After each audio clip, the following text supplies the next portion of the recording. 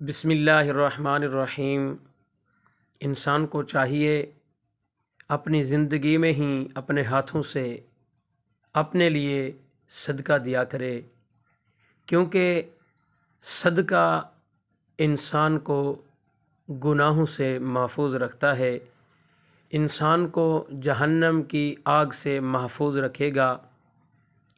ایک حدیث میں ہے، صدقہ گناہوں کو اس طرح ختم کر دیتا ہے جیسے پانی آگ کو۔ الترغیب جلد نمبر 2 صفحہ نمبر 11۔ آپ دیکھیں، جیسے ہی آگ کے اوپر پانی ڈالیں کس طرح آگ بجھ جاتی ہے، ختم ہو جاتی ہے۔ صدقہ دینے سے انسان کے گناہ بھی اسی طرح ختم ہو جاتے ہیں۔ تو ہمیں چاہیے ہم اپنی زندگی میں ہی اپنے ہاتھ سے صدقہ دے کر جائیں۔